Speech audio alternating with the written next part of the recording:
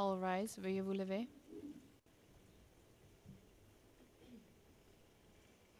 The International Criminal Court is now in session. L'audience de la Cour pénale internationale est ouverte. Please be seated. Veuillez vous asseoir.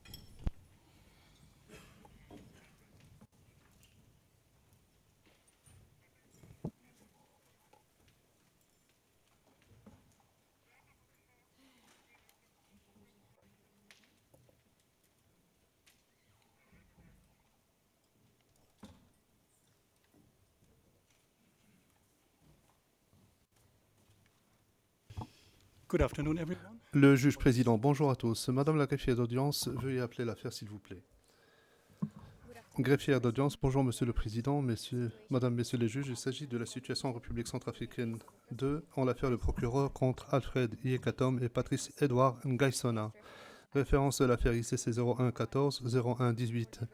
Au fin du compte rendu, je précise que nous sommes en audience publique. Le juge président, je vous remercie. Je demande aux équipes de bien vouloir se présenter, en commençant par l'accusation.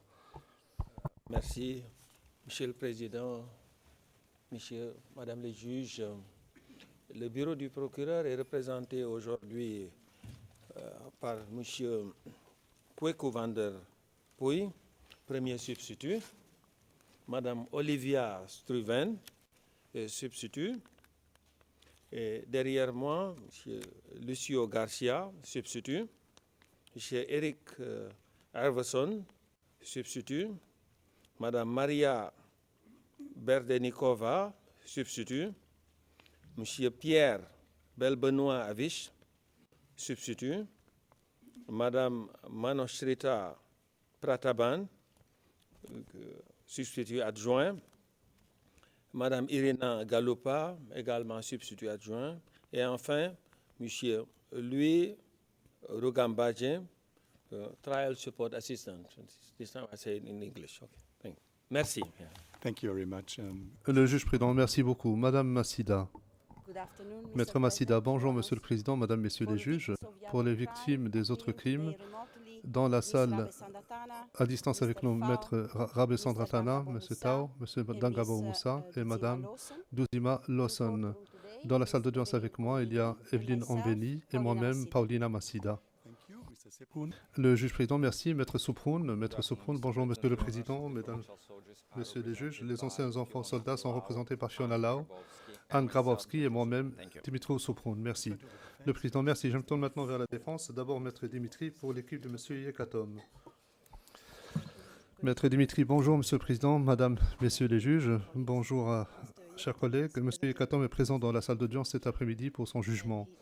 Il est représenté par, à ma droite, Maître Anta Guissé et Madame Sarah Bafadel, juriste associée. Derrière moi, il y a Monsieur Guillaume Suzuki, assistant, conseil assistant, et Sabrine Pessat, ainsi que Florent Pagé-Granier. Il y a Yousra Lamkadam et Alexandre Bayer, case manager, et notre stagiaire, Axel Chembry.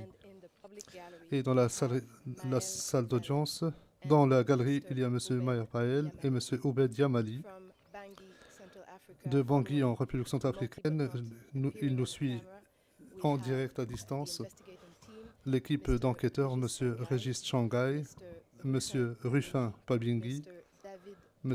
David Deboué et notre assistant linguistique, M. Lionel Messi-Pikpa. Et à moi, si je ne m'abuse, nous avons également à distance M. Jason Huntley depuis Nairobi et moi-même, Mylène Dimitri. Le juge président, c'était beaucoup de noms, donc bravo de vous être souvenu de tous les noms. Je me tourne maintenant vers la défense de M. Ngaïsona. Maître Knops. Bonjour, Monsieur le Président, Madame, Messieurs les juges, bonjour à tous dans la salle d'audience. L'équipe de défense de M. Ngaïsona est composée aujourd'hui de l'équipe suivante. Linda Vandelier, Madame Sarah Pedroso, Monsieur Michael Rouse, Madame Despina Eleftheriou, Madame Chiara Giudici, Baba Semouda et Merci, le juge président, merci beaucoup. Aujourd'hui, la Cour va prononcer son jugement s'agissant de la responsabilité pénale d'Alfred Yekatom et Patrice Edouard Ngaisona pour les charges retenues contre eux. La Chambre a décidé d'entendre les observations sur la peine éventuelle avant de rendre une décision en application de l'article 74 du statut. Comme je vais le préciser dans un instant, la Chambre déclare Alfred Yekatom et Patrice Edouard Ngaisona coupables d'une partie des charges retenues contre eux. Pour cette raison, la Chambre prononce aujourd'hui son verdict et la peine en application des articles 74 et 76 du statut. Conformément au texte statutaire, nous présenterons également un résumé des principales conclusions et constatations de la Chambre. La Chambre présentera dans un premier temps le résumé. Ensuite, je lirai le verdict et la peine rendue par la Chambre.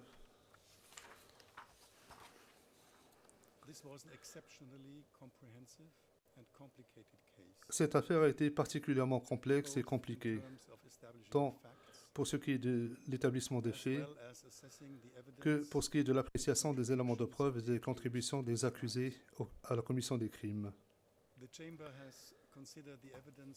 La Chambre a entendu la déposition de 174 témoins et passé en revue près de 20 000 éléments de preuve, y compris notamment des documents, des photographies, des vidéos, des conversations Facebook,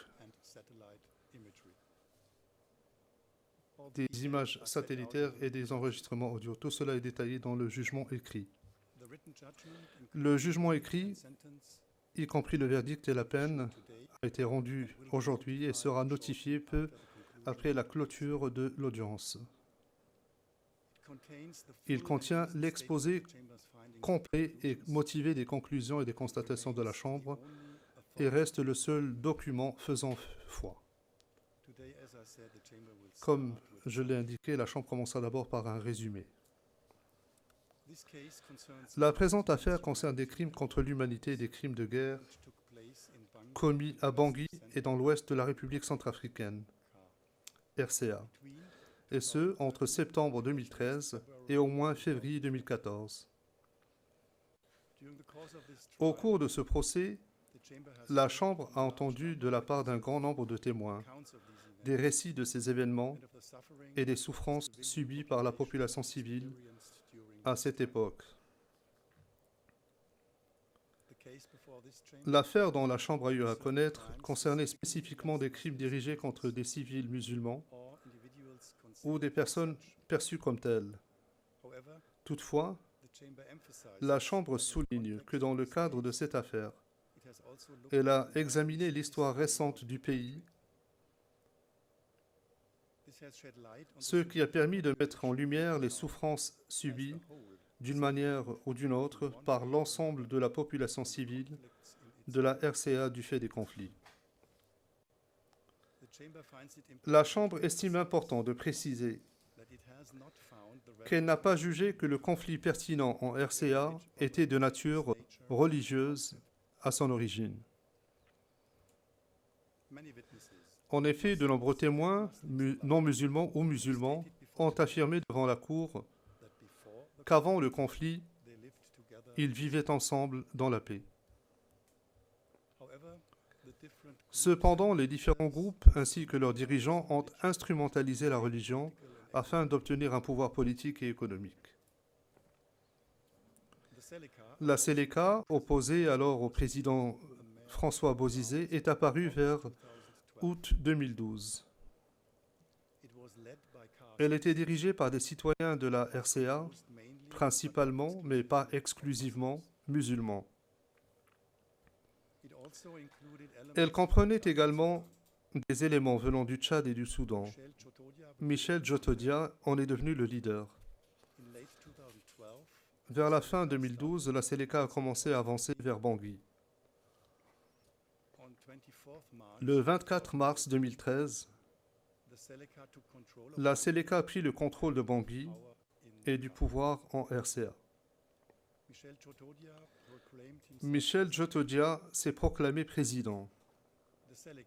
La Seleka a commis des violences et des exactions à travers la RCA, notamment contre des personnes considérées comme associées à François Bozizé, ainsi que contre les non-musulmans, principalement des chrétiens, mais aussi des animistes et d'autres groupes. En raison de ces violences et exactions, les tensions entre les communautés musulmanes et non musulmanes se sont intensifiées. Les dirigeants de l'époque, dont l'ancien président François Bozizé, M. Ngaïsona, Bernard Mokom et d'autres, ont fui au Cameroun. Maxime Mokom, M. Ekatom et d'autres se sont réfugiés quant à eux à Zongo, en République démocratique du Congo.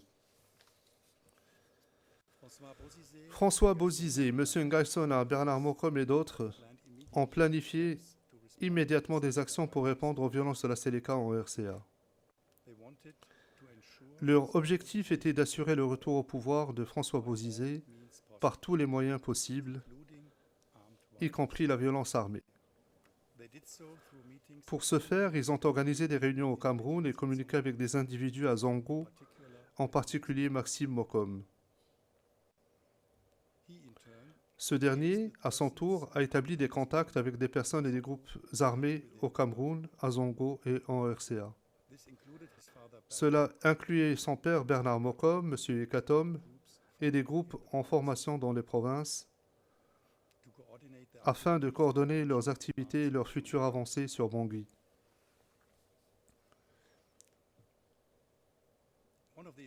Une des initiatives pour atteindre le soi-disant retour à l'ordre constitutionnel, ce qui signifiait le retour au pouvoir de François Bozizé, fut la création du Front pour le retour à l'ordre constitutionnel en Centrafrique, le FROCA. Ce front fut fondé par François Bozizé, M. Ngaïsona et d'autres en août 2013 à Paris. Le FROCA coexistait avec d'autres initiatives, notamment l'organisation de groupes armés qui furent connus collectivement sous le nom d'Anti-Balaka, composés en grande partie de chrétiens.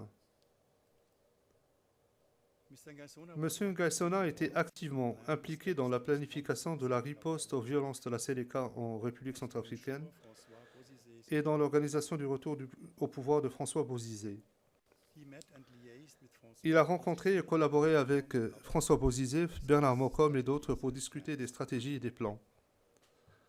Il a contacté des individus en RCA et à l'étranger afin d'obtenir leur soutien. Il a également apporté un soutien financier à ceux qui étaient disposés à participer à leurs activités. M. Ngaïsona était au courant de l'avancée des groupes armés vers Bangui qu'il soutenait, ainsi que des hostilités comprenant les massacres et les déplacements forcés de civils musulmans de divers endroits. Il savait également qu'une attaque allait avoir lieu sur Bangui et a fourni des fonds à des éléments anti-Balaka participant à l'attaque sur Bangui le 5 décembre 2013. En parallèle, après un court séjour à Zongo, M. Ekatom a commencé à former un groupe avec Freddy Wanjo, connu également sous le nom de Cœur de Lion, et Habib Bena. Ce groupe visait également à riposter aux violences de la Seleka et à renforcer Michel Djotodia et la Seleka.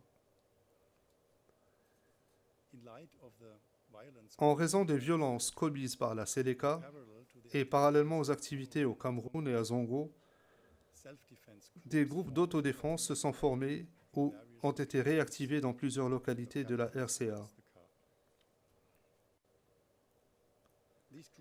Ces groupes se sont d'abord constitués indépendamment, mais ils avaient un ennemi commun, à savoir la Seleka, et ils ont commencé à coordonner leurs activités de plus en plus. Ils ont ainsi formé un mouvement unique, communément appelé le groupe anti-Balaka. Les groupes armés formés dans un premier temps dans les provinces voulaient se défendre contre les exactions et les violences commises par la Seleka. En raison de liens religieux et ethniques, les anti-Balaka considéraient les musulmans en RCA comme collectivement responsables, complices ou soutiens des exactions de la Seleka. Ainsi, les éléments anti-Balaka ont ciblé la population civile musulmane, en particulier dans l'ouest de la RCA. Cela ne s'est pas fait isolément. Des sentiments anti-étrangers et une rhétorique incendiaire à l'encontre des musulmans avaient déjà été exprimés publiquement par François Bozizé et d'autres avant la prise de pouvoir de la Seleka.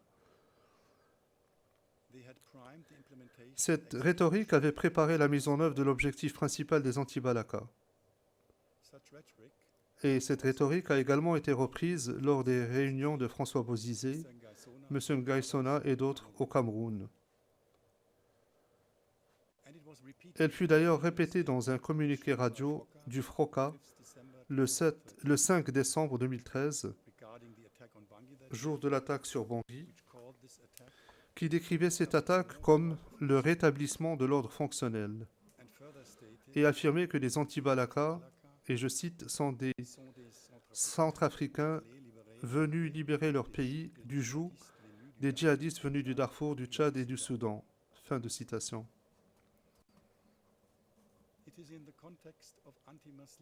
Dans ce contexte d'animosité anti-musulmane, les groupes anti-Balaka ont lancé leur avancée vers Bangui. Ils ont commencé à mener des attaques contre la Seleka à partir de septembre 2013. Les groupes se rendant dans diverses localités communiquaient entre eux et avec des personnes à l'étranger pour coordonner les attaques. Parmi ces personnes figurait Maxime Mokom. Les attaques ne se limitaient pas aux forces de la Seleka. Elles incluaient des attaques contre des localités habitées par des civils musulmans, entraînant de nombreux morts et déplacés. M. Yekatom savait que les anti-Balaka considéraient les musulmans en RCA comme collectivement responsables, complices ou soutiens des violences et exactions de la Seleka, et que les anti-Balaka ciblaient la population musulmane de l'ouest de la RCA sur cette base.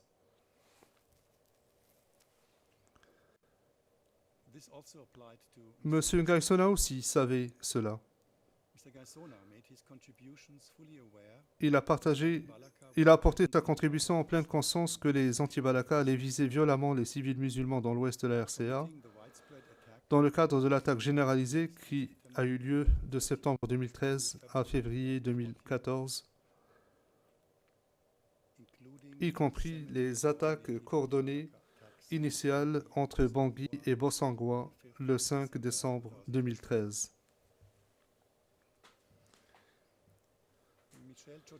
Michel Djotodia a fini par démissionner des suites des événements du 10 janvier 2014. Un nouveau gouvernement de transition a été formé en RCA et dans ce contexte, la structure des anti-Balaka a commencé à être plus officielle. M. Ngaïsona est retourné en RCA le 14 janvier 2014 et il a été immédiatement installé comme coordonnateur général des anti-Balaka. À ce titre, M. Ngaïsona est devenu le représentant des anti-Balaka en tant qu'entité unique auprès des autorités nationales et internationales. Catherine Samba Panza, la présidente de transition à l'époque, a déclaré lors de son témoignage que du côté des anti-Balaka, et à partir de janvier 2014, c'est-à-dire depuis son entrée en fonction, elle n'avait d'autres interlocuteurs que M. Ngaïsona. M. Ngaïsona s'employait activement à officialiser la structure des anti-Balaka. En outre, il a continué à leur apporter une assistance financière. Les hostilités entre les anti-Balaka et la Seleka se sont poursuivies à un rythme soutenu jusqu'à la fin du mois de février 2014. Les anti-Balaka ont continué à cibler la population civile musulmane en 2014 dans l'ensemble des préfectures occidentales de la RCA, notamment sous forme d'attaques pendant la deuxième moitié de janvier et début février 2014. Les hostilités ont persisté après cela, avant de s'estomper considérablement. À terme, de nombreux musulmans ont été contraints de quitter leurs zones respectives. Pendant toute la période de référence, M. Yekatom a maintenu et exercé un contrôle total et débridé sur son groupe qui était perçu comme faisant partie des anti-Balaka.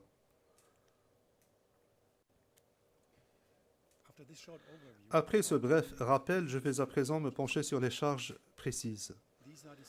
Celles-ci sont traitées dans 5 sections distinctes. La première et la deuxième section portent sur l'avancée des groupes anti-Balaka en 2013, ainsi que sur les hostilités manifestées pendant cette période, qui se sont soldées par des attaques coordonnées sur Bangui et Bossangoa le 5 décembre 2013.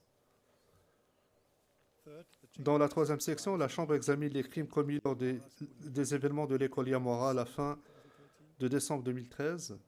Dans la quatrième, la Chambre traite des crimes perpétrés lors de l'avancée du groupe de M. Yekatom le long de l'axe Mbaiki PK9.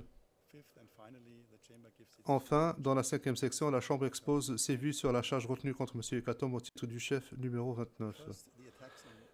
D'abord, l'attaque sur Bangui et Bossangoa le 5 décembre 2013. Dans la matinée du 5 décembre 2013, les anti-Balaka ont lancé une attaque coordonnée sur Bangui, notamment dans les quartiers de Boeing et de Katin. Le plan d'attaquer Bangui existait au moins depuis le 30 novembre 2013.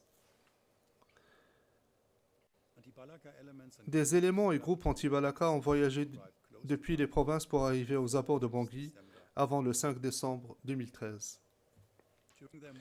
Pendant leur progression vers Bangui, les chefs anti-Balaka communiquaient entre leurs groupes. Ils tenaient des listes d'éléments, s'armaient, attendaient en des lieux communs et se préparaient à l'attaque sur Bangui. M. Ngaïsona a fourni des fonds aux éléments anti-Balaka ayant participé à l'attaque sur Bangui le 5 décembre 2013. Début décembre 2013, plusieurs milliers d'éléments anti-Balaka étaient rassemblés aux abords de Bangui pour participer à l'attaque. L'information concernant l'imminence d'une attaque sur Bangui circulait parmi les cercles de direction des anti-Balaka. Les groupes anti-Balaka regroupés autour de Bangui, avant l'attaque, s'étaient vus assigner chacun un objectif précis à l'intérieur de la ville. Ils reçurent l'ordre de commencer l'attaque sur leurs cibles respectives à 5 heures du matin le 5 décembre 2013.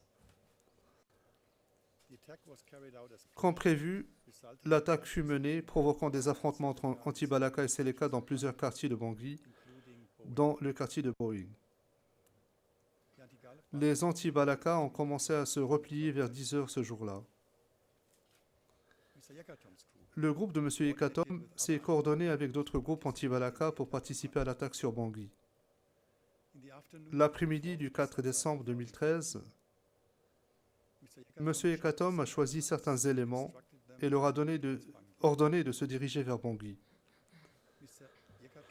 M. Yekatom leur a ordonné de combattre la Seleka, ce qui incluait de cibler les secteurs où se trouvaient généralement les, et je cite, musulmans, fin de citation. Dans la nuit du 4 décembre 2013, M. Yekatom et certains de ses éléments se sont rendus au marché de Boeing pour une reconnaissance. La même nuit, M. Yekatom a donné l'ordre à ses hommes d'attaquer les positions Seleka le long de l'axe Boeing-Katin PK5. Cela comprenait le marché de Boeing et les commerçants musulmans présents sur place. Aux premières heures du 5 décembre 2013, M. Yekatom a lancé l'attaque sur Boeing en tirant avec un pistolet automatique en l'air lorsque son groupe a atteint le marché. Le groupe a avancé et ouvert le feu sur les commerçants musulmans présents. Ceux qui étaient à l'intérieur des boutiques se sont enfuis. Au marché de Boeing, 3 commerçants musulmans ont été tués.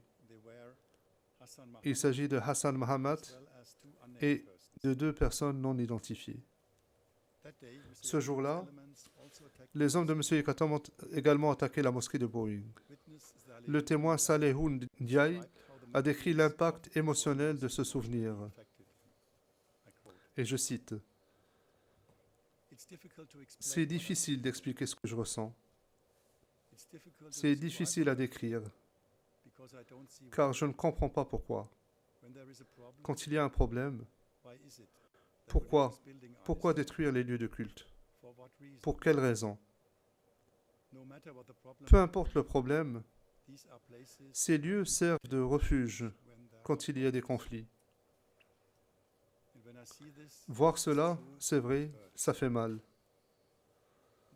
C'est très triste de voir la maison de Dieu détruite. C'est mon opinion.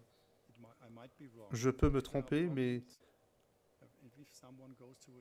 quand quelqu'un se réfugie dans une église ou une mosquée, en principe, on devrait arrêter les hostilités. Mais détruire une église ou une mosquée, pour moi, cela n'a aucun sens. Voilà ce que je ressens. En voyant ça, tous les souvenirs de tout ce qui a été détruit me reviennent. Fin de citation. Les éléments du groupe de M. Yekatom sont ensuite passés à l'attaque de Katin où ils se sont affrontés avec la Seleka. Au cours de cette attaque, un musulman non identifié a été tué. À partir du 5 décembre 2013, les musulmans de Boeing et de Katin se sont réfugiés au PK5 à Bangui. D'autres ont fui vers d'autres parties de la RCA. L'afflux de musulmans fuyant l'attaque du 5 décembre a rendu PK5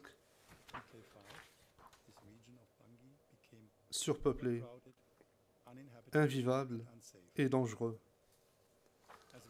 En conséquence, certains musulmans, dont le témoin précédemment cité, Salehoun Ndiaye, et le témoin P2682, ont fui vers des pays voisins, craignant pour leur sécurité.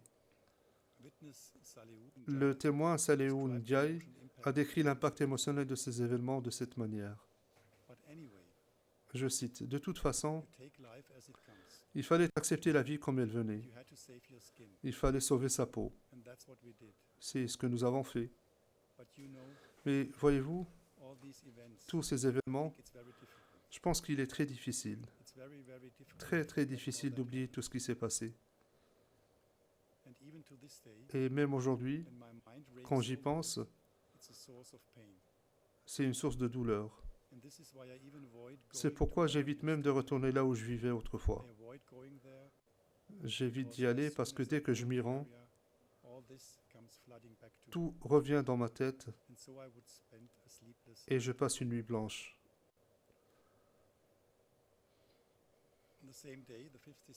Fin de citation. Le même jour, le 5 décembre 2013, en coordination avec l'attaque des anti-Balaka sur Bangui, des éléments anti-Balaka ont attaqué la ville de Bossangoa,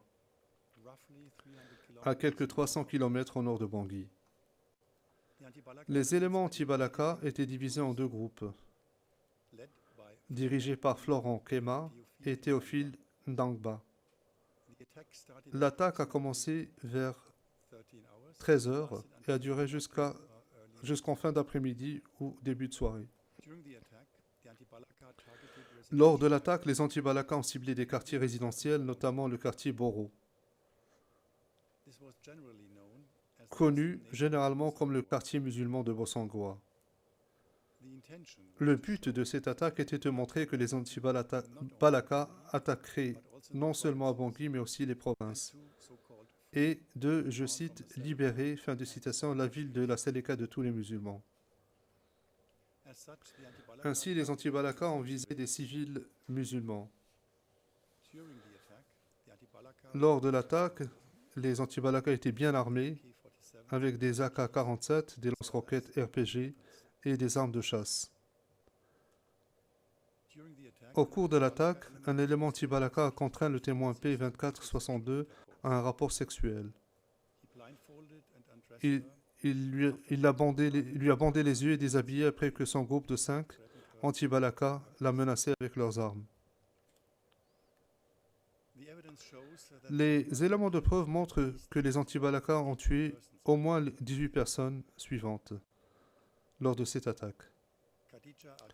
Khadija Adjaro, Kursi Abdelrahim, Abdel, également connu sous le nom d'Adaï, Abakar, Attahir Abou, C17, un chauffeur de taxi, Attahir Jim ou Jimé, Halima Husseini, Hamadou Bouba, Ousmane Abakar, la mère d'Ousmane Abakar, Abdallah Mahamat, Abdel Khadir, Maria Yamwa, Amadou Oumarou, Abakar, Ismaël, Salamatou, une Peul, et Saleh Adim. Entre le 5 et le 8 décembre 2013, les anti-Balaka ont incendié et détruit des habitations situées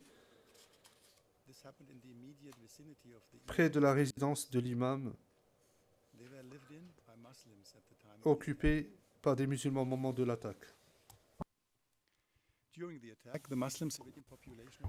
Pendant l'attaque, les populations civiles musulmanes de Bossangoa ont fui les quartiers attaqués pour se réfugier à l'école de la liberté. Elles étaient plusieurs milliers. Ces civils musulmans sont restés confinés dans l'école pendant plusieurs semaines et même plusieurs mois par peur des menaces des anti-Balaka. L'école était surpeuplée par les réfugiés musulmans. Les conditions étaient inhumaines.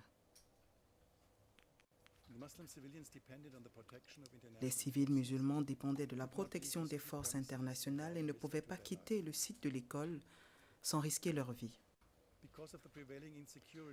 Du fait du climat d'insécurité causé par les anti-Balaka et les conditions exécrables à l'école, tous les musulmans qui y restaient sont finalement transportés vers le Tchad. Ces personnes étaient des résidents centrafricains et considéraient Bossangoa comme le chez eux. Après la déportation, Bossangoa a été vidé de sa population musulmane. Le témoin 2049 avait témoigné comme suit, je cite, « J'ai vraiment en moi ce désir profond de rentrer à la maison. Mon pays reste mon pays. Aujourd'hui, je souffre. Ma ville, c'est Bossangoa. Je voudrais retourner à Bossangoa, mais la paix n'a pas encore été restaurée. Si je rentre là-bas maintenant, je n'aurai pas de maison. Je n'ai aucun moyen de subsistance. Lorsque la sécurité aura été restaurée dans mon pays, c'est avec joie que je retournerai pour m'installer à Bossangoa, ma ville natale. »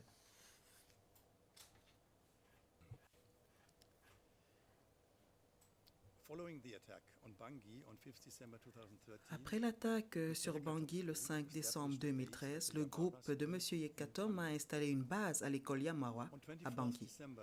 Le 24 décembre 2013, suite à la mort d'un membre de la famille de Lapongoma, de nombreux membres et amis de cette famille, y compris Saint-Cyr Lapongoma, 3 hommes, 3 femmes, se sont mis en route pour trouver un taxi.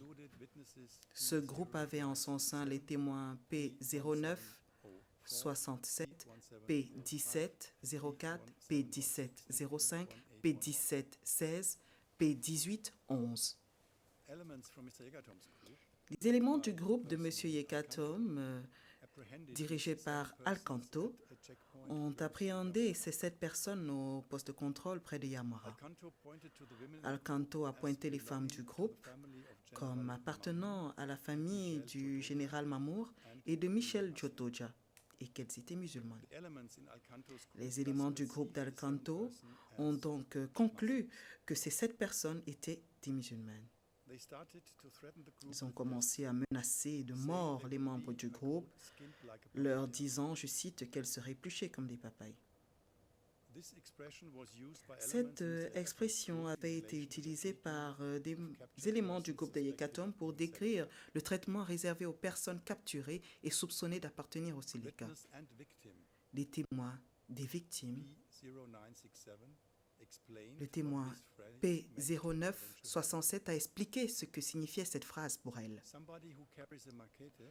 Quelqu'un qui porte une machette et qui n'a pas de fruit dans les mains, c'est une image pour dire que ce fruit ou alors une plante qui serait semée aujourd'hui, ce serait nous.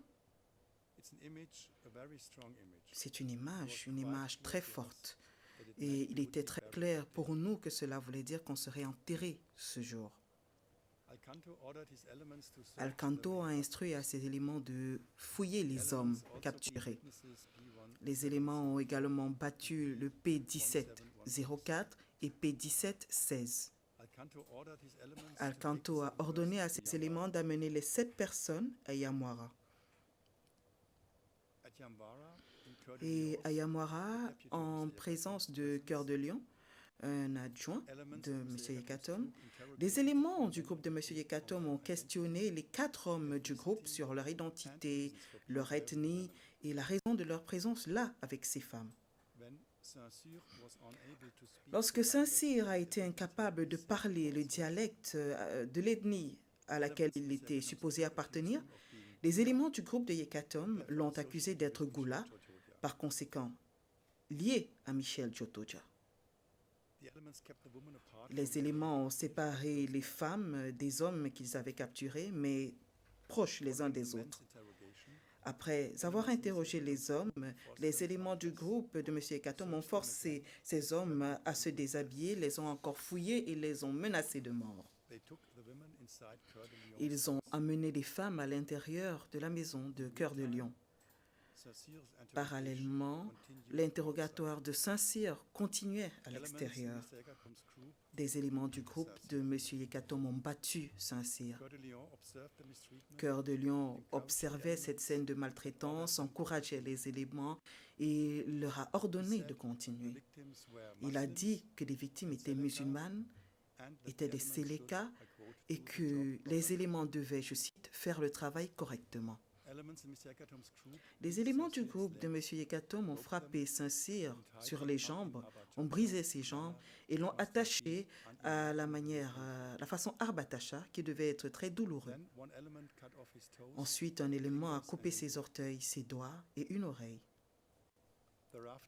Par la suite, les éléments du groupe de M. Yekatom ont amené Saint-Cyr. Ses proches ne l'ont plus jamais revenu. Son corps n'a jamais été retrouvé. Les témoins P1704, 1705 et 1716 étaient présents lorsque les éléments de M. Yekatom ont interrogé et battu Saint-Cyr, coupé ses orteils, ses doigts, son oreille. Les éléments du groupe de M. Yekatom ont également battu les témoins et les ont menacés de mort. Cependant, les éléments du groupe de M. Yekatom ont fouillé les femmes capturées à l'intérieur de la maison de Cœur de Lion.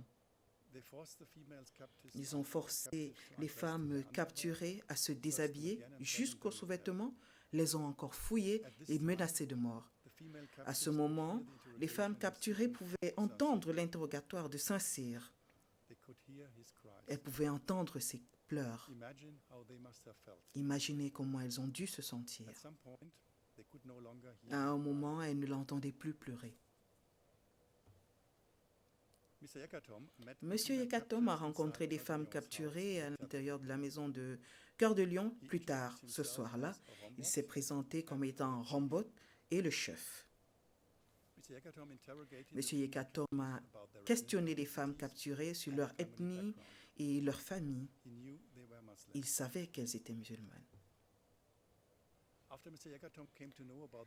Après que M. Yekatom se soit enquéré des détails de l'incident, il a dit à un élément de son groupe que l'élément qui avait coupé les orteils, les doigts et oreilles de Saint-Cyr avait fait un bon boulot. M. Yekatom considérait Saint-Cyr comme un traître et comme étant de mèche avec les Sélékas, et que par conséquent, on ne pouvait pas, je cite, le garder. Quand plus tard, M. Yekatom a été interrogé sur le traitement réservé à Saint-Cyr, il a dit en sango et forolo tongana papaye, ce qui signifie ils ont épluché la papaye. Le soir de décembre 2013, le témoin P1659, le père de Saint-Cyr, qui n'était pas au courant de ce qui était advenu de son fils à ce moment-là, est venu rencontrer M. Yekatom à Yamwara. M. Yekatom et Cœur de Lion ont interrogé le témoin 1654 pendant des heures sur sa famille, son ethnie, et l'ont menacé de mort, ainsi que sa famille. Les éléments du groupe de M. Yekatom ont emmené les 3 femmes capturées avec le témoin P1704 et P1705 dans un autre site à l'école Yamwara et il est gardé en joue. Les femmes capturées étaient menacées et il leur a été une fois dit qu'elles seraient épluchées comme des papayes. Le matin qui suivait, cependant, le témoin P1716 a été relâché. Les autres membres du groupe ont été amenés dans un lieu près de l'aéroport de Mpoko. Après des médiations par diverses personnes, ils ont été finalement libérés autour du 27 décembre 2013.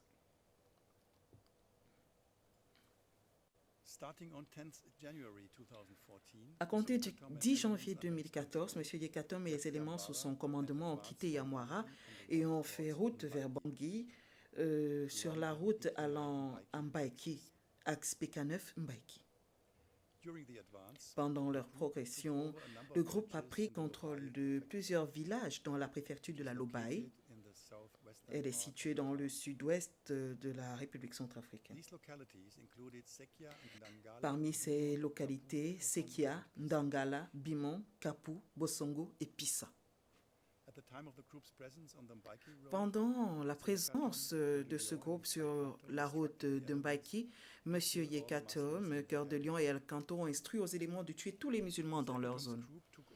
Le groupe de M. Yekatom a pris contrôle des barrières APK9, Sekia, Bimon, Bosongo et Pissa. Le groupe a également installé de nouvelles bases à PK9 et à Sekia. Et en prenant contrôle des barrières, l'objectif de M. Yekatom et son groupe était de rechercher et identifier les musulmans pour ainsi lever les fonds pour financer leur groupe. À cause et par peur de l'avancée du groupe de M. Yekatom le long de l'axe PK9 Mbaïki, une grande majorité de la population musulmane a fui les villes et les villages le long de l'axe. Au moins 1000 civils musulmans fuyant les lieux situés le long de l'axe et dans la préfecture de la Lobaye se sont rendus en Mbaïki, ce qui a considérablement augmenté la population musulmane de la ville. Les musulmans en Mbaïki à ce moment-là ont vécu difficilement dans des conditions de surpopulation, de famine et de peur de mort sous le joug anti-Balk. Le témoin Diakité Aboubakar a décrit la situation à cette époque comme suit, et je cite, « Quand les déplacés sont arrivés à Mbaïki, les prix ont augmenté, tous les prix ont augmenté. Il n'y avait pas assez de viande pour tout le monde. Il y avait une pénurie généralisée de produits alimentaires, y compris des tubercules comme les aubergines, le manioc, les macabots, ainsi de suite. Certains déplacés avaient apporté la nourriture, mais tout était fini. Les réserves de la ville également étaient épuisées. Et au moment où ils partaient de la ville, il n'y avait plus rien. La vie était très difficile. Ils ont dû rester à Mbaïki à peu près 2 semaines avant que les camions ne viennent les chercher. À ce moment, les femmes étaient même effrayées de partir au marché parce que les anti-balaka faisaient le tour armés de couteaux, de machettes. On n'avait jamais rien vu de tel. De même, le témoin P2353 a témoigné, et je cite, que la famine et les menaces de mort pesaient sur les populations. Quand vous avez faim, vous n'avez rien à manger, et qu'en plus vous êtes menacé de mort, la vie devient terrible. Monsieur Yekatom et des éléments sous son commandement sont entrés en Mbaïki le 30 janvier 2014. Ce jour, une réunion s'est tenue à l'église Saint-Jean d'Arc à Mbaïki pour discuter de la marche à suivre dans les circonstances. Monsieur Yekatom, des éléments de son groupe, des représentants des autorités civiles et religieuses de Mbaïki, des organisations internationales, des ONG, ainsi que des Sangaris, ce sont les forces françaises déployées en Centrafrique, étaient présents. Déjà, avant la réunion, le retrait de la population civile se présageait. Lors de la réunion, elle a été décidée. Le retrait a été décidé. Le groupe de M. Yekatom s'est installé dans au moins une base à Mbaïki. Pendant cette période, les éléments du groupe de M. Yekatom ont menacé et harcelé des civils musulmans à Mbaïki, leur demandant de quitter la zone. Les anti-balaka ont également attaqué une patrouille de gendarmerie à Mbaïki qui était là pour protéger la population. Le 6 février 2014, les forces tchadiennes ont transporté un premier groupe de civils musulmans de Mbaïki vers le Tchad et d'autres lieux en République centrafricaine. Ces civils musulmans ont quitté Mbaïki par peur des anti-balaka, et en particulier à cause de l'arrivée du groupe de M. Yekatom en Mbaïki. Le nombre total de musulmans déplacés de Mbaïki à l'époque était d'au moins 3000. Un deuxième groupe de musulmans a été transporté de Mbaïki vers Bangui et d'autres lieux par la suite. Tous étaient des citoyens centrafricains qui considéraient Mbaïki ou leur village le long de l'axe comme chez eux. Par conséquent, très peu de musulmans sont restés à Mbaïki. Le témoin P1666 a décrit son ressenti comme suit. Je cite, « Quand j'ai quitté Mbaïki, c'était extrêmement difficile. J'avais les larmes aux yeux. Nous ne nous attendions pas à ce départ. Nous n'avions pas pensé qu'un jour nous devrions quitter cette ville. Rappelez-vous, nous avons beaucoup investi, nous avons beaucoup construit et soudainement nous devions tout abandonner et partir. C'était avec une grande tristesse parce que nous étions forcés d'abandonner tout ce que nous avions partagé en grandissant.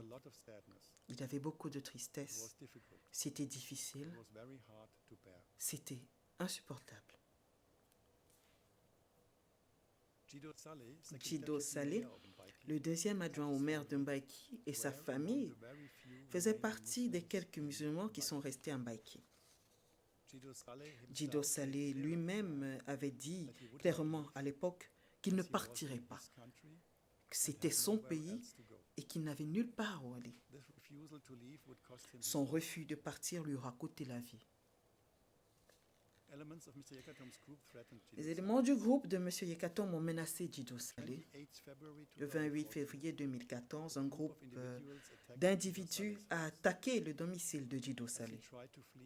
Il a tenté de s'enfuir. Le groupe l'a poursuivi et l'a lapidé. Ce groupe, qui comportait au moins 3 éléments du groupe de M. Yekatom, y compris Honorine Bafalo, a tué Djido Saleh qui tentait d'atteindre la gendarmerie. La Chambre a reçu une vidéo montrant le traitement épouvantable réservé à la dépouille mortuaire de Djido Saleh, un civil musulman qui a été maltraité, humilié, et même au-delà de la mort.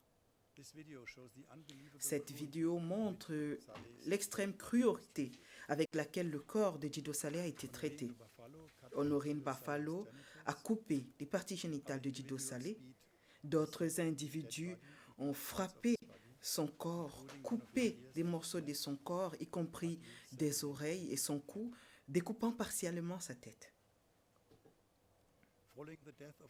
À la mort de Djido Saleh, M. Yekatom a dit au maire en exercice de Mbaïki, à l'époque, Raymond Mombandi, que ce meurtre était un accident et qu'il paierait pour l'enterrement, ce qu'il n'a jamais fait.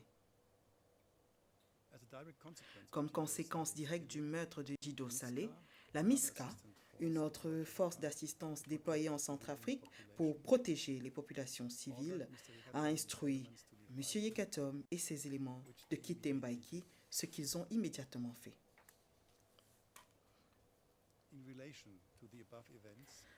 En ce qui concerne les événements ci-dessus énoncés, la Chambre a conclu que M. Yekatom avait conclu un certain nombre de crimes de guerre et de crimes contre l'humanité liés à l'attaque à Bangui, aux événements à Yamara et la progression du groupe de M. Yekatom le long de l'axe PK9-Mbaïki.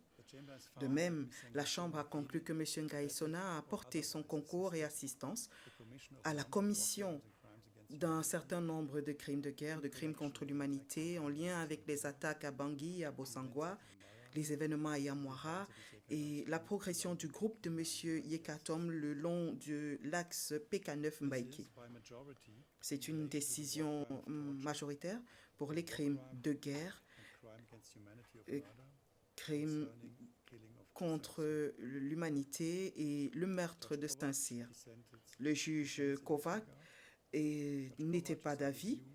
D'après lui, la nature personnelle et spécifique des motifs des éléments de M. Yekatom qui ont contribué à la commission de ces crimes a créé une rupture dans ce qu'on pourrait considérer comme le cours normal des choses au titre de l'article 33 du statut. Il a donc considéré que ce critère n'était pas satisfait en ce qui concernait M. Ngaïsona. La Chambre, toutefois, n'a pas retenu les charges contre M. Ngaïsona pour des crimes de guerre, de pillage et d'attaque dirigées contre un bâtiment religieux en ce qui concerne l'attaque de Bosangwa. La Chambre n'a pas non plus reconnu M. Ngaïsona coupable du viol qui a eu lieu à Bosangwa. La Chambre énoncera maintenant ses conclusions pour le chef 29 contre M. Yekatom pour conscription ou enrôlement d'enfants de moins de 15 ans dans son groupe dans divers lieux et l'assignation de diverses tâches à ceux-ci entre décembre 2013 et août 2014. La Chambre, à majorité, le juge Chong n'étant pas d'accord, a conclu que l'accusation n'avait pas présenté de preuves fiables montrant la présence d'enfants de moins de 15 ans au sein du groupe de M. Yekatom pendant la période considérée. La Chambre a conclu à l'unanimité que les témoins P24 75, V45 0001 et V45 0002 n'étaient pas fiables du tout. La Chambre, à majorité, à l'exception du juge Chung, ont conclu que le témoin P2476 n'était pas fiable. Et après avoir considéré les éléments de preuve qui lui ont été présentés, la Chambre a conclu qu'aucun élément ne supportait la présence d'enfants de moins de 15 ans au sein du groupe de M. Yekatom à Mbangi ou sur l'axe PK9 Mbaïki ou à Pissa, Batalimo, Sekia. La Chambre, à majorité, juge Chong exclu, a conclu que les éléments de preuve n'étayaient pas la présence alléguée d'enfants de moins de 15 ans au sein du groupe de M. Yekatom Mbaïki. Le juge Chong a considéré que le témoin P2476 faisait partie du groupe de M. Yekatom Mbaïki et qu'il avait moins de 15 ans à l'époque des faits. La Chambre, à majorité, à l'exception du juge Chung, n'a pas retenu le chef d'accusation contre M. Yekatom de crimes de guerre, de conscription, enrôlement d'enfants de moins de 15 ans pour participer activement aux hostilités. Le juge Chung aurait reconnu M. Yekatom coupable à ce titre. Nous avons déjà fait 1 heure, mais ce n'est là que le résumé des conclusions de la Chambre. Et maintenant, la Chambre va rendre son verdict.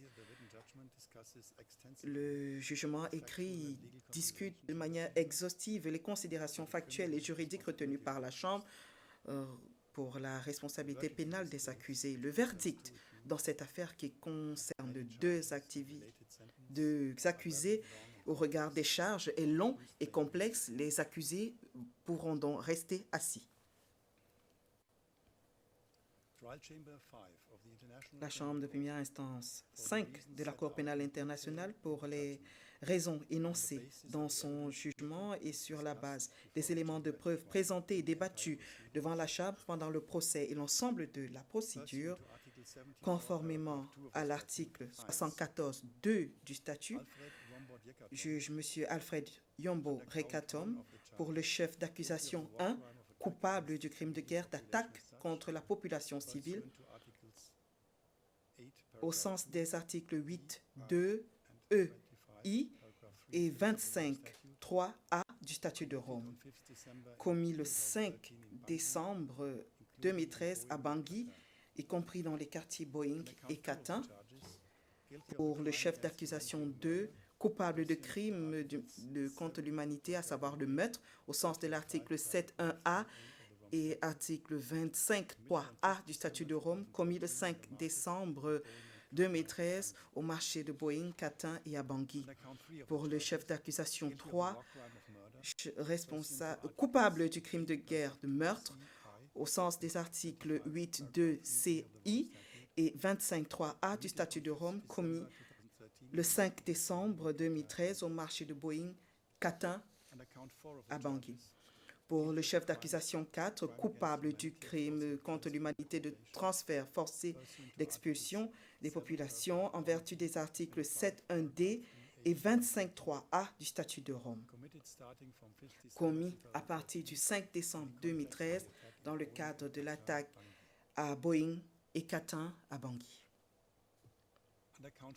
Pour le chef d'accusation 5, coupable du crime de guerre de déplacement, conformément aux articles 8.2 E, 8 et 25.3a du statut de Rome, commis à partir du 5 décembre 2013 dans le cadre de l'attaque à Boeing et Catin à Bangui. Pour le chef d'accusation 6, coupable du crime de guerre d'attaque dirigée contre un bâtiment dédié à la religion, conformément aux articles 8, paragraphe 2, E, 4 et paragraphe 25.3a du statut de Rome, commis le 5 décembre 2013 à Bangui. Pour le chef d'accusation 8, coupable de crimes contre l'humanité, de persécution pour des motifs religieux et contre les civils musulmans par les anti-Balaka comme partisans de la Seleka ou affiliés à ce groupe,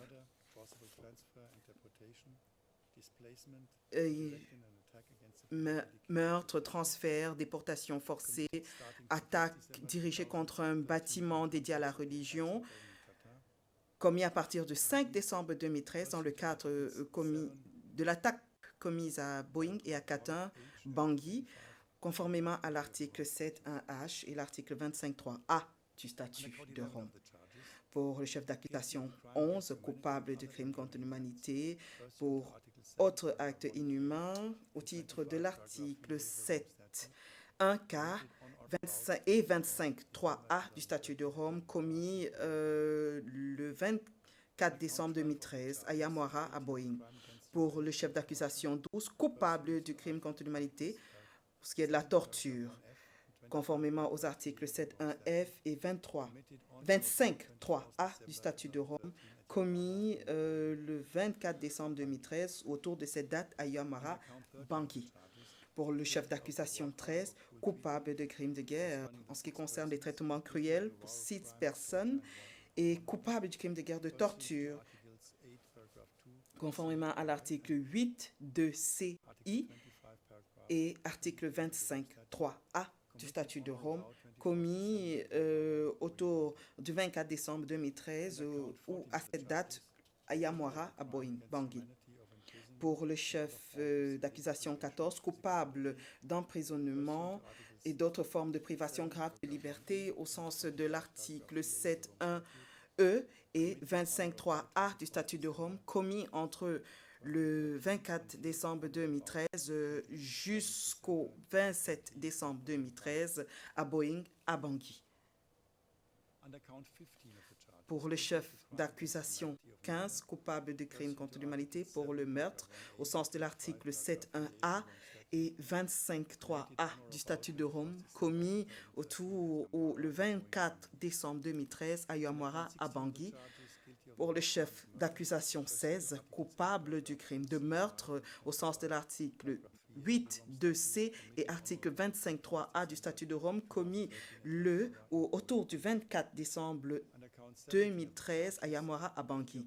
Pour le chef d'accusation 17, coupable de crimes contre l'humanité en matière de persécution pour les motifs ethniques et religieux, pour des civils perçus comme partisans de la Séléka ou affiliés à celle-ci, actes inhumains, privation de liberté, emprisonnement, meurtre, entre le 24 décembre 2013 et jusqu'au 27 décembre 2013 à Bangui, au sens de l'article 7.1h et de l'article 25.3a du statut de Rome. Pour le chef d'accusation 24, coupable de crimes contre l'humanité pour transfert foncé et déportation au sens de l'article 7.1d et 25.3a du statut de Rome, commis le 10 janvier 2014 et jusqu'au 6 janvier 2014 dans le cadre de l'attaque, la progression et la prise de villages par les anti-Balaka le long de l'axe PK9 Mbaïki, dont Sekia, Ndangala, Bimon, Kapu, Bosongo, Pissa et Mbaïki. Au titre du chef numéro 26, coupable des crimes contre l'humanité de meurtre conformément à l'article 7.1a et 25.3a du statut de Rome commis le 8 février 2014 dans le contexte des avancées des anti-Balaka pour la prise de villages se trouvant le long de l'axe Mbaïki et PK9. S'agissant du chef numéro 28, coupable du crime contre l'humanité de meurtre au sens des articles 7.1a et 25.3a du statut de Rome, commis le 28 février 2014 à Mbaïki. Au titre du chef numéro 27, coupable du crime de guerre de meurtre conformément aux articles 8.2 CI et 25.3a du statut de Rome, commis le 28 février 2014 à Mbaïki. Au titre du chef numéro 28, coupable du crime contre l'humanité de persécution pour des motifs religieux à l'encontre de civils musulmans perçus comme étant des sympathisants anti-Balaka ou affiliés à la Séléka, au moyen du transfert forcé et déportation, déplacement et meurtre commis entre le 10 janvier 2014 ou autour de cette date et le 6 février 2014 ou autour de cette date et le 28 février 2014 dans le contexte de la progression des anti-Balaka pour la prise de villages le long de l'axe PK9 Mbaïki, y compris Sekia, Ndangala, Bimon, Kapu, Bosongo, Pissa et Mbaïki, conformément aux articles 7.1h et 25.3a du statut de Rome. À la majorité, au titre du chef numéro 29, non coupable du crime de conscription ou d'enrôlement d'enfants de moins de 15 ans afin de les faire participer activement à des groupes armés ou à des hostilités au sens des articles 8.2e, 7 et 25.3a du statut de Rome entre au moins décembre 2013 et août 2014 à Boeing, Sekia, Pissa et Batalimo. Patrice Edouard Ngaïsona, Au titre du chef numéro 1, coupable de crimes de guerre d'attaque contre une population civile, conformément aux articles 8.2 I et 25.3 du statut de Rome, commis le 5 décembre 2013 à Bangui, y compris à Boeing et Qatar. Au titre du chef numéro 2, coupable du crime contre l'humanité de meurtre conformément aux articles 7.1a et 25.3c du statut de Rome, commis le 5 décembre 2013 au marché de Boeing, Qatar et à Bangui. Au titre du chef numéro 3, coupable du crime de guerre de meurtre au sens des articles 8.2 CI et 25.3c du statut de Rome, commis le 5 décembre 2013 dans le marché de Boeing et Qatar à Bangui. Au titre du chef numéro 4, coupable du crime contre l'humanité de transfert forcé et déportation, au sens de l'article 7.1d et 25.3c du statut de Rome, commis à partir du 5 décembre 2013 dans le contexte d'une attaque sur Boeing et Qatar à Bangui. Au titre du chef numéro 5, coupable du crime de guerre de déplacement, conformément à l'article 8.2e, 8 et 25.3c du statut de Rome, commis à partir du 5 décembre 2013 dans le contexte de l'attaque sur Boeing et Qatar à Bangui. Au titre du chef 6, coupable du crime de guerre consistant à diriger ou ordonner une attaque contre un bâtiment à vocation religieuse conformément à l'article 8.2e, 7 et 25.3c du statut de Rome, commis le 5 décembre 2013 à Boeing, Bangui. Au titre du chef numéro 8, coupable du crime contre l'humanité de persécution pour des motifs religieux à l'encontre de civils musulmans perçus comme étant des sympathisants anti-Balaka ou affiliés à la Seleka, attaque contre population civile en tant que meurtre, transfert forcé et déportation, déplacement et le fait d'ordonner une attaque contre des bâtiments à vocation religieuse commis à partir du 5 décembre 2013 dans le contexte d'une attaque sur Boeing à Qatar à Bangui, conformément aux articles 7.1h et 25.3c du statut de Rome. Au titre du chef numéro 11, coupable du crime contre l'humanité, d'autres actes inhumains au sens des articles 7.1.4 et 25.3c du statut de Rome commis le 24 décembre 2013 autour de cette date à Yamwara à Boeing, Bangui. À la majorité, au titre du chef 12, coupable du crime contre l'humanité de torture conformément aux articles 7.1f et 25.3c du statut de Rome, commis le 24 décembre 2013 ou autour de cette date à Yamwara à Boeing, Bangui. Au titre numéro 13, du chef d'accusation numéro 13, coupable de crimes de guerre de traitement cruel à l'encontre de 6 personnes au sens des articles 8.2 CI et 25.3c du statut de Rome, et reconnu à la majorité coupable du crime de guerre de torture à l'encontre d'une autre personne, conformément aux articles 8.2 CI et 25.3c du statut de Rome, commis le 24 décembre 2013 autour de cette date à Yamwara, dans le quartier de Boeing à Bangui. Au titre du chef numéro 14, coupable du crime contre l'humanité d'emprisonnement et d'autres formes de privation grave de liberté physique au sens des articles 7.1e et 25.3c du statut de Rome, commis le 24 décembre 2013 ou autour de cette date, et ce jusqu'au 27 décembre 2013 autour de cette date dans le quartier de Boeing à Bangui.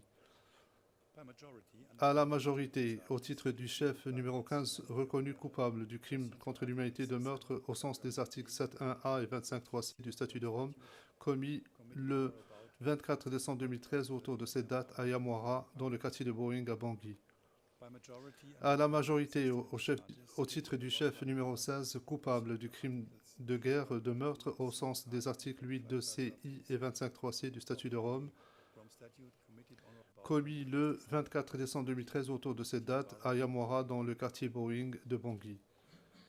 Au titre du chef numéro 17, coupable du crime contre l'humanité de persécution pour des motifs ethniques et religieux à l'encontre de civils perçus par les anti-Balaka comme étant des sympathisants ou affiliés à la Seleka, d'autres actes inhumains, torture, traitements cruels, emprisonnement et d'autres formes de privation grave de liberté physique et meurtre commis le 24 décembre 2013 ou autour de cette date, et ce jusqu'au 27 décembre 2013 ou autour de cette date à Bangui, conformément à l'article 7.1h et l'article 25.3c du statut de Rome.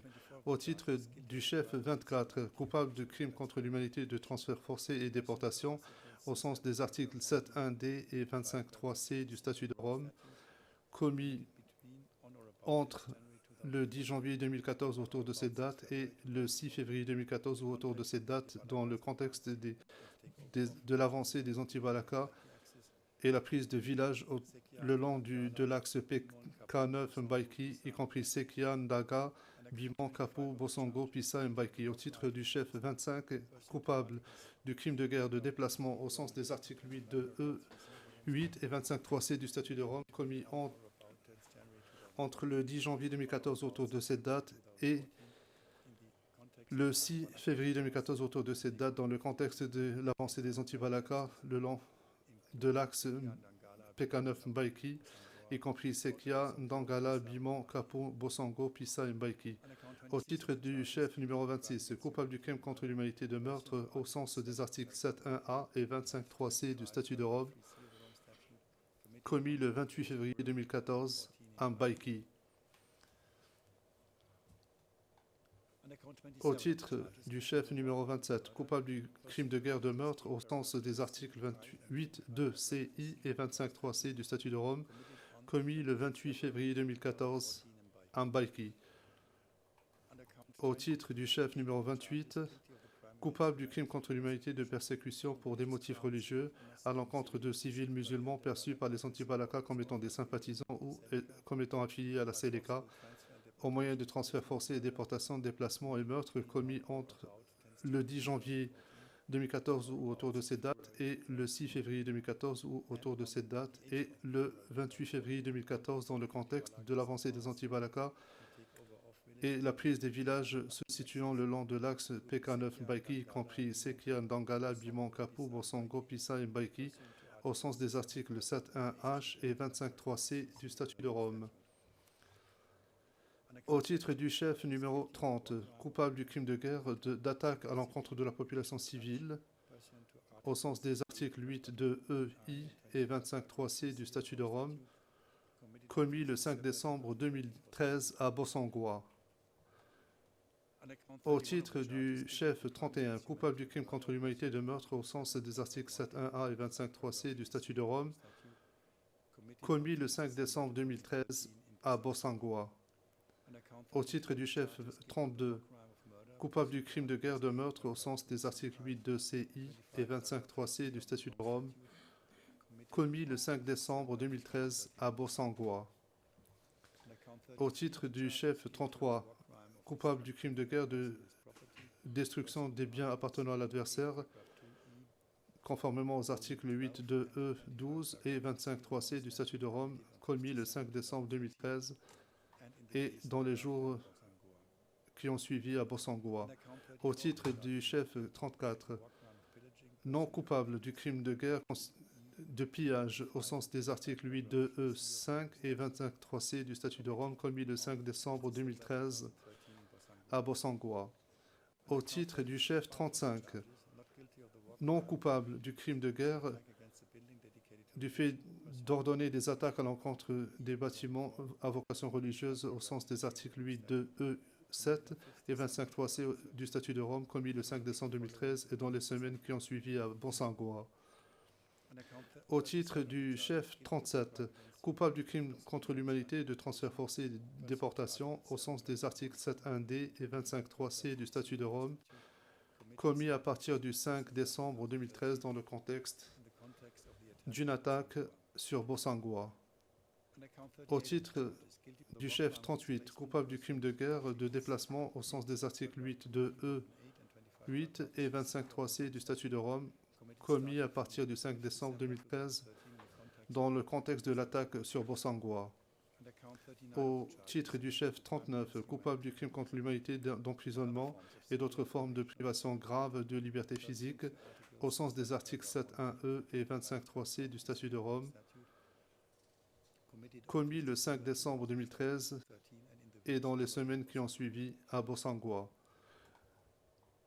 Au titre du chef 40, non coupable du crime contre l'humanité de viol, conformément à l'article 7.1g et à l'article 25.3c du statut de Rome, commis le 5 décembre 2013 à Bossangoa.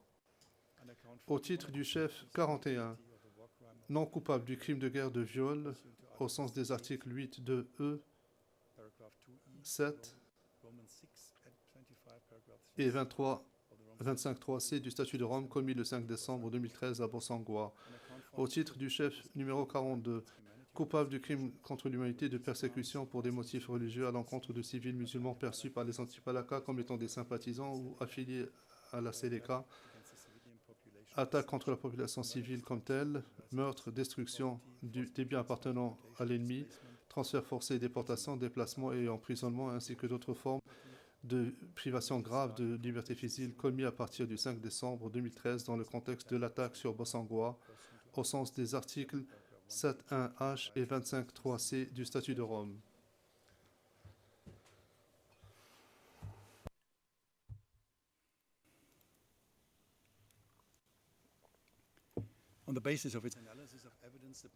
À la lumière de son appréciation des éléments de preuve présentés dans le cadre de ce procès, et comme cela est exposé dans le jugement, la Chambre, et par conséquent, condamne Alfred Yekatom d'un total de 20 crimes, y compris des crimes contre l'humanité et des crimes de guerre. La Chambre condamne également Patrice Edouard Ngaïsona d'un total de 28 crimes, y compris des crimes contre l'humanité et des crimes de guerre. Comme cela est précisé de manière détaillée dans le verdict rendu par la Chambre, Alfred Yekatom a été reconnu coupable d'un certain nombre de crimes commis dans le contexte de l'attaque contre Banqui, les événements de Yamwara et durant la progression de son groupe sur le long de l'axe PK9-Mbaïki, notamment des attaques à l'encontre de la population civile comme telle, le meurtre, transfert forcé, déplacement et déportation, le fait d'ordonner des attaques à l'encontre contre des bâtiments à vocation religieuse, torture, traitements cruels et d'autres actes inhumains, emprisonnement et d'autres actes de privation grave de liberté physique et persécution. En outre, et comme cela est détaillé de façon détaillée dans le verdict et dans le jugement, Patrice Edouard Ngaïsona a été reconnu coupable d'un certain nombre de crimes auxquels il a apporté son concours ou assistance dans le contexte des attaques sur Banqui et Bossangoa, lors des événements de Yamwara et lors de la progression des Antipalaka sur l'axe PK9-Mbaïki, notamment des attaques contre la population civile, meurtre, transfert forcé, déplacement et déportation, le fait d'avoir ordonné une attaque contre des bâtiments à vocation religieuse, torture, traitement cruel, d'autres actes inhumains, emprisonnement et d'autres formes de privation grave de liberté physique, destruction de biens et persécution. Comme cela a été évoqué précédemment, sauf à ce que la Chambre procède au titre de l'article 65 du statut, admission de culpabilité, il s'agit de la première fois où la Chambre prononce son jugement et la peine en même temps. Comme cela est exigé par les textes statutaires, la Chambre a précisé des peines individuelles pour chacun des crimes pour lesquels les accusés ont été déclarés coupables. Un certain nombre de considérations ont été prises en compte, y compris l'évaluation de toutes les considérations pertinentes qui sont détaillées dans son jugement motivé, y compris l'évaluation de la contribution individuelle à la commission des crimes par les accusés et les facteurs aggravants ou atténuants, le cas échéant, qui ont été pris en compte par la Chambre. La décision précise également le fondement qui sous-tend la conclusion de la Chambre s'agissant des peines mixtes. À cet égard, je rappelle que l'accusation a requis pour M. Yekatom une peine d'emprisonnement pas moins de 22 ans et pour M. Ngaïsona une peine d'au moins 20 ans d'emprisonnement.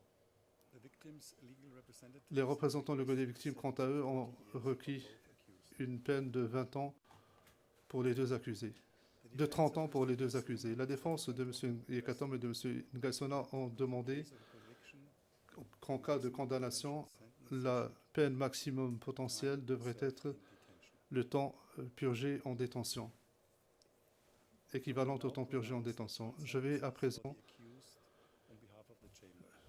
prononcer donc le jugement et la peine s'agissant des deux accusés. Monsieur Yekatom, veuillez vous lever. Monsieur Yekatom, la Chambre ayant examiné tous les facteurs pertinents aux fins de la fixation de la peine, la Chambre vous condamne à un total de 15 ans d'emprisonnement. Veuillez vous asseoir.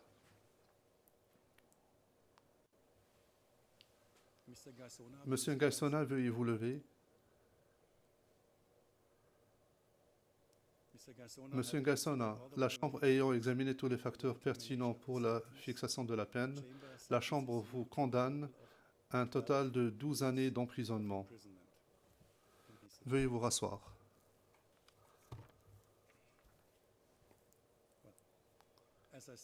Comme je l'ai indiqué, tous les détails relatifs à la décision complexe et compliquée ayant trait au jugement et à la peine sont contenus dans le jugement et seront... Donc le jugement est assez exhaustif à cet égard. Nous en arrivons à la fin de la présente audience. Dans l'affaire, le procureur contre Alfred Yekatom et Patrice Edouard Ngaïsona, l'audience est levée. Veuillez vous